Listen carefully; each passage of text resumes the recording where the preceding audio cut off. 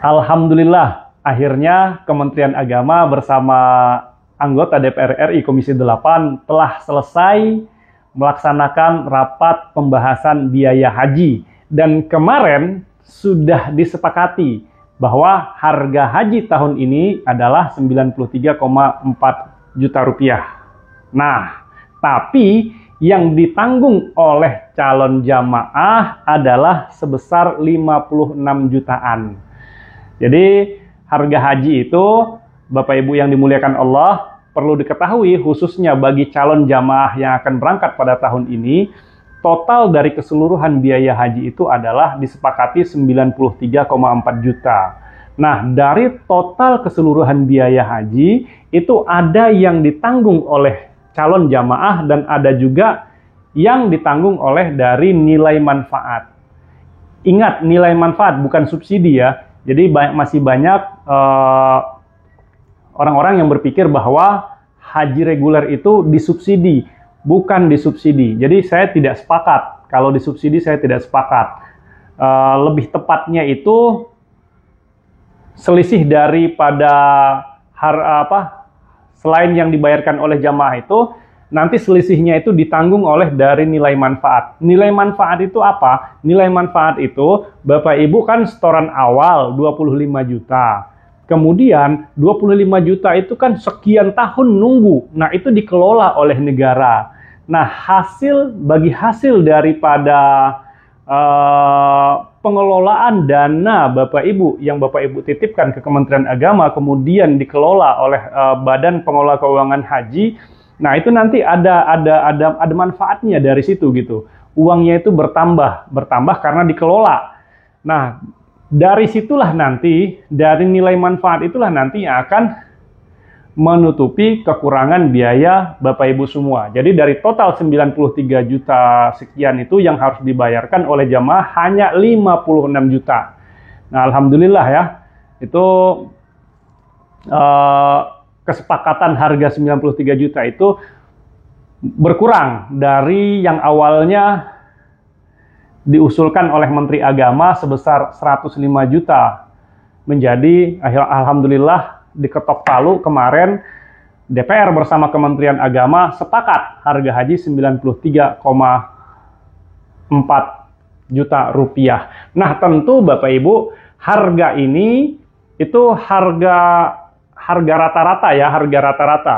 Karena tiap embarkasi itu nanti pasti akan beda harganya. Embarkasi Aceh dengan embarkasi misalnya di Kalimantan atau di Sulawesi, itu pasti harganya beda. Embarkasi Jakarta dengan embarkasi Batam misalnya, itu pasti harga hajinya beda. Karena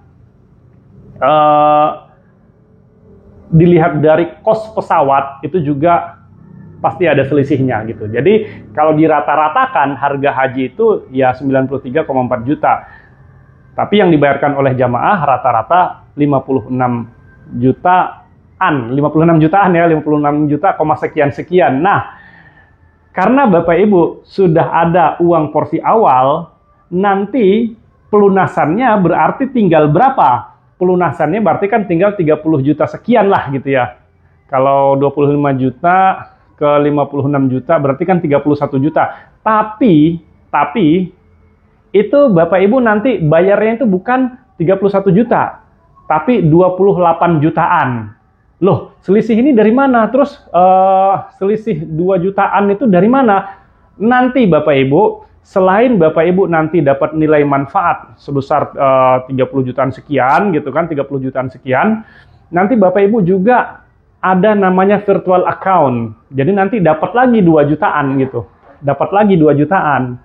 Jadi dari 56 juta itu dipotong setoran awal 25 juta, nanti ketika pelunasan dapat lagi virtual account sebesar 2 juta. Nah, biaya yang Bapak Ibu bayarkan nanti adalah 28 jutaan.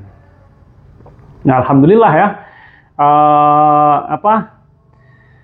Boleh dikatakan tidak terlalu memberatkan. Nah, harga haji, harga pelunasan yang 28 jutaan ini ternyata itu alhamdulillah Kementerian Agama bersama anggota DPR masih memikirkan rakyatnya gitu.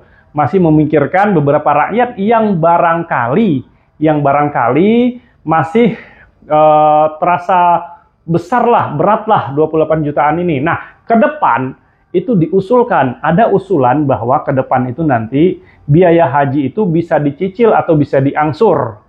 Nah, skemanya seperti apa?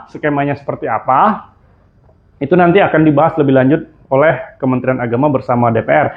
Tentunya cicilan atau angsuran ini itu tidak seperti yang Bapak Ibu bayangkan. Kalau kita membayangkan, oh bisa dicicil, bisa diangsur, kita kan langsung pikiran kita itu memikirkan, oh ini berarti sama nanti kayak leasing gitu, kita ngambil motor kemudian dicicil.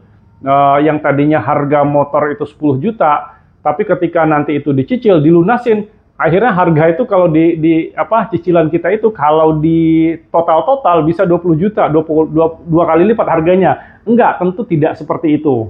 Tentunya dalam angsuran atau cicilan haji ini nanti Kementerian Agama bersama anggota DPR pasti melihat dari aspek fikih muamalahnya. Jangan sampai nanti orang mencicil, orang mengangsur biaya haji ini, malah di sana ada unsur ribanya. Tentu nanti anggota DPR bersama Kementerian Agama itu pasti akan melihat dari aspek fikih muamalahnya. Nah, tapi yang pasti ke depan itu Menteri Agama sudah memikirkan bagaimana ke depan itu nanti biaya haji itu bisa dicicil atau bisa diangsur. Nah, kemungkinan itu cicilan atau angsurannya itu ketika harga haji sudah diketok palu, trek gitu, keluar edaran pelunasan, mungkin nanti dicicilnya itu dalam tenggang waktu 3 atau 4 bulan gitu, 3 atau 4 bulan. Yang pasti sebelum jamaah berangkat itu sudah lunas. Nah, kalau seandainya keringanan atau cicilan yang diberikan Kementerian Agama seperti itu, berarti caranya tepat begitu. Jadi ketika edaran keluar, pelunasannya kapan gitu. Nah, calon jamaah haji ini tidak langsung membayar misalnya 28 juta, tapi bisa dicicil, masukin 10 juta dulu. Nah, 8 jutanya itu bisa dicicil mungkin dalam renggang waktu 3 atau 4 bulan gitu kan, sambil nunggu keberangkatan atau sambil nunggu visanya keluar. Nah, kalau seandainya seperti itu nggak jadi masalah, tapi akan jadi masalah nanti manakala cicilan itu bisa dicicil ketika jamaah sudah pulang dari haji, itu akan jadi masalah gitu. Dan sepertinya Kementerian Agama juga tidak akan mengambil resiko itu, karena beresiko orang sudah pulang haji gitu kan, terus masih punya utang di Kementerian Agama, dan Kementerian Agama kayaknya juga nggak akan ngambil resiko seperti itu. Nanti kan kalau orang sudah pulang dari haji, itu biasanya sih jarang orang mikirin utang gitu. Nah, mungkin skema cicilannya kita tunggu saja nih, kita tunggu keputusan dari Menteri Agama bersama anggota DPR Komisi 8, bagaimana nanti skemanya. Dan yang pasti kita juga menunggu kapan pelunasan ibadah haji itu dimulai.